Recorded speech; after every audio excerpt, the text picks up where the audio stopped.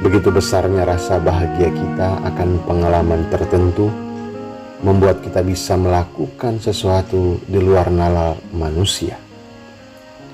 Saudara-saudariku yang terkasih, ketika rasa bahagia begitu besar dalam kehidupan, kita bisa mengiyakan apa saja yang belum tentu kita mampu kerjakan.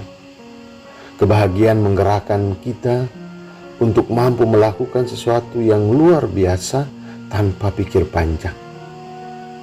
Saudara terkasih, kebahagiaan ketiga murid di Gunung Tabor yang kita dengarkan dalam Injil di hari Minggu masa Prapaskah yang kedua ini, secara khusus Petrus begitu besar karena melihat Yesus berubah rupa dan di saat yang sama tampil Elia dan Musa.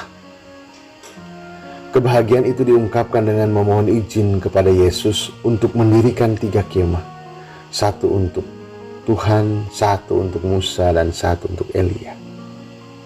Ia tidak lagi memikirkan dirinya dan juga kedua rasul yang lain.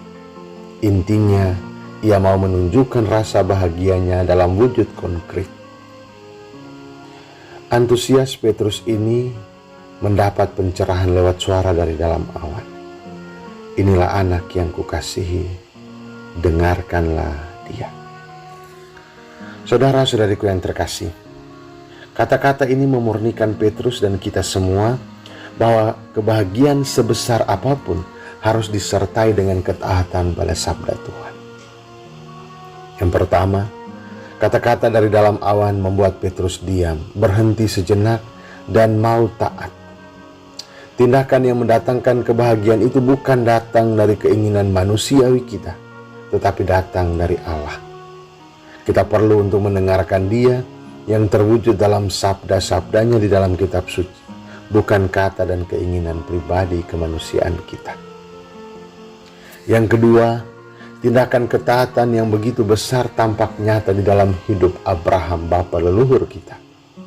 Ia sungguh mendengarkan kata-kata Tuhan, sehingga mau mengorbankan putranya sendiri. Secara manusiawi, ia bergumul, ia sedih dan tidak sanggup. Tetapi ketaatan pada sabda Tuhan menghantarnya sampai ke gunung persembahan.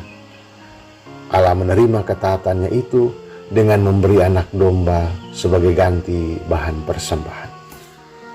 Dan yang ketiga, kata-kata, inilah anakku yang kukasihi, menunjuk pada Yesus, tetapi juga sekaligus menunjuk kita semua.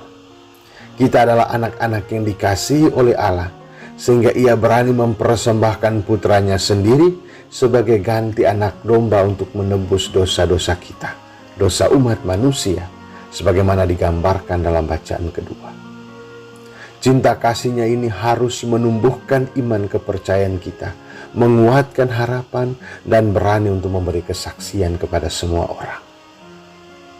Saudaraku yang terkasih, kebahagiaan yang sejati itu bukan terletak pada apa yang kita lihat, kita capai semata, tetapi kebahagiaan yang dalam adalah ketaatan kita untuk melakukan sesuatu yang dikehendaki oleh Allah dan berkenan di hadapannya.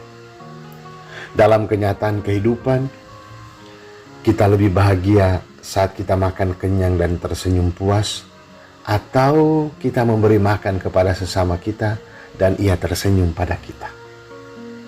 Lebih bahagia mana? Untuk para orang tua, lebih bahagia mana? Kita hidup sederhana tetapi anak-anak berhasil untuk studi dan hidupnya, atau kita hidup penuh kemewahan tetapi anak-anak kita gagal, nakal, tidak punya harapan masa depan? Untuk anak sekolah, lebih bahagia mana?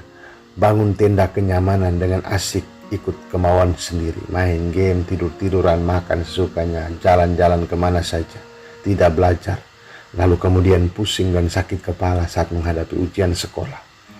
Atau harus menderita, duduk tenang, belajar, berlatih, dan lain sebagainya, dan santai dan menikmati ujian dengan baik. Saudaraku yang terkasih, ketaatan pada sabda Tuhan menuntut pengorbanan seperti Abraham tunjukkan, dan juga sekaligus keyakinan bahwa Allah senantiasa memperhatikan kita sebagai anak yang terkasih. Dengan demikian, kita mampu menemukan wajah Kristus, wajah yang bercahaya dalam setiap pengalaman kehidupan kita, di setiap pilihan kita, dan di setiap langkah kehidupan kita. Dengan demikian, kebahagiaan kita menjadi sempurna. Kebahagiaan kita bukan karena maunya kita, tetapi kebahagiaan kita muncul karena ketaatan kita pada Allah.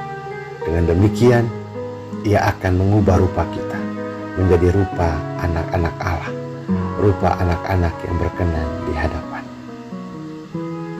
Selamat hari Minggu, Tuhan memberkati.